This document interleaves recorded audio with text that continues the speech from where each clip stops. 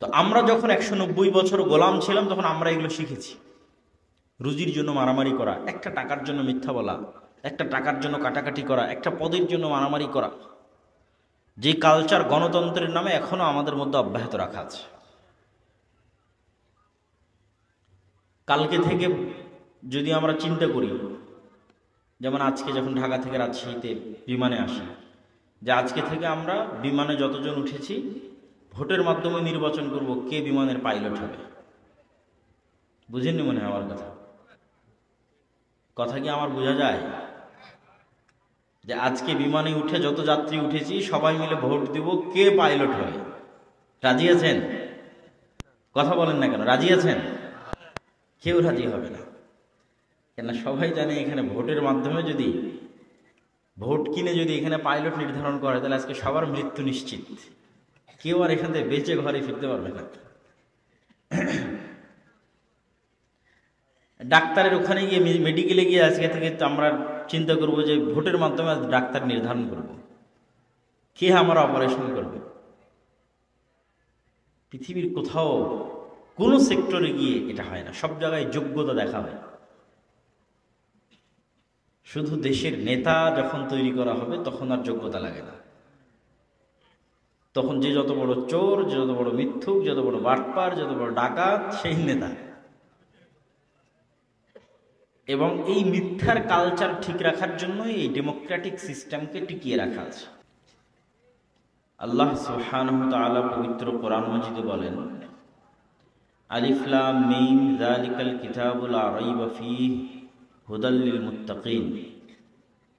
এই সেই কিতাব পবিত্র কোরআন যার মধ্যে সন্দেহের বিন্দুমাত্র অবকাশ নেই,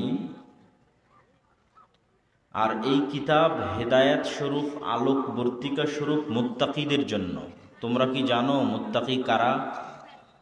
আল্লাযীনা ইউমিনুনা বিল গায়ব, মুত্তাকি তারাই যারা গায়েবের উপর ঈমান রাখে। গায়েব মানে হচ্ছে যা চোখে দেখা যায় না, অদেখা, অজানা। অদেখা, অজানা, অচেনা জিনিসকে গায়েব বলা হয়। যা চাক্ষুষ সচক্ষে দেখা যায় সেটা গায়েব নয়। আর গায়েবের উপর ঈমান হতে হবে ইয়াকিনের লেভেলে। ওয়াবিল আখিরাতি হুম ইউকিনুন, আর তারা পরকালের উপর ইয়াকিন রাখে। ইয়াকিন কি? আপনারা হয়তো দীর্ঘক্ষণ থেকে শুনতেছেন প্রধান বক্তা আব্দুল্লাহ বিন আব্দুর রাজ্জাক আসবে। তো এতক্ষণ ছিল ঈমান, যে ঠিক আছে আয়োজক কমিটিকে আমরা বিশ্বাস করি, হয়তো সত্যি আসবে। আর যখন আমি এখানে উপস্থিত হয়ে গেছি তখন ইয়াকিন, যে না ঠিকই তো এসেছে। তো যখন কোনো জিনিস চোখের সামনে ঘটে যায় তখনই সেটা ইয়াকিন।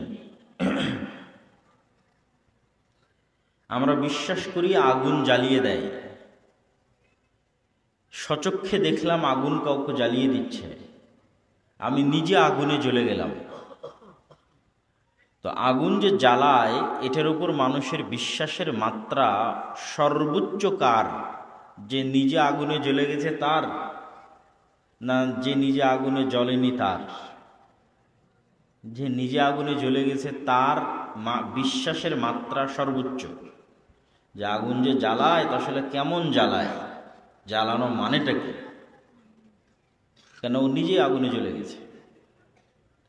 তো অবিল আখিরাতি হুম ইউকিনুন, পরকালের উপর ইয়াকিন লাগবে মানে মারা যাব না মারা গেছি।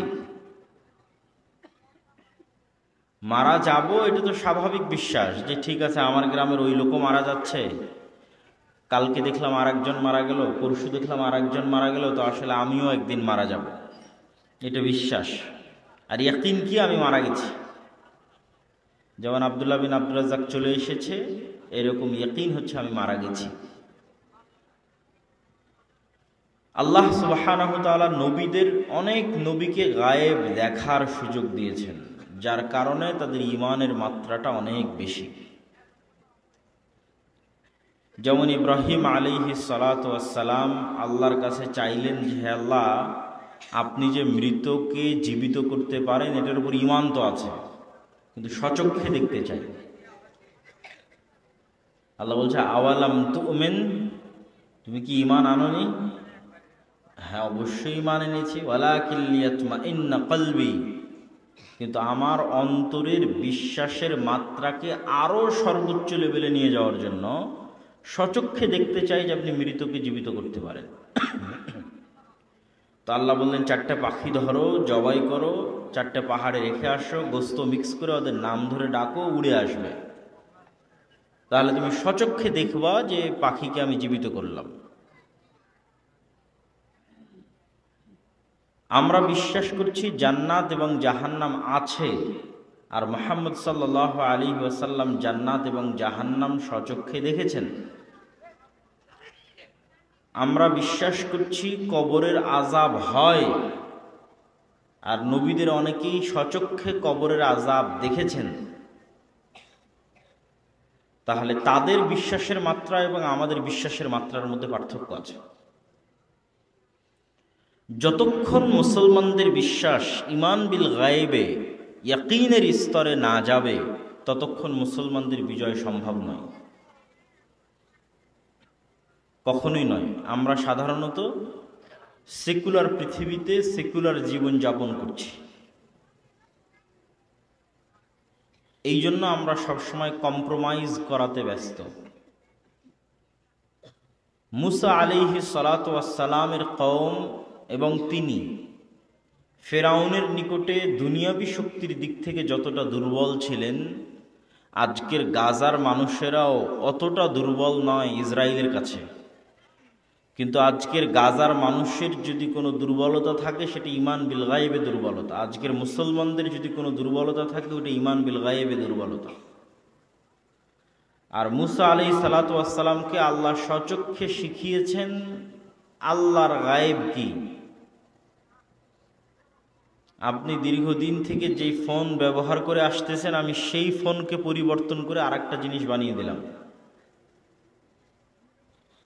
তো মুসা আলাইহিস সালামকে আল্লাহ ওই দিন নতুন কোনো লাঠি দেয়নি। মুসা আলাইহিস সালাম দীর্ঘদিন থেকে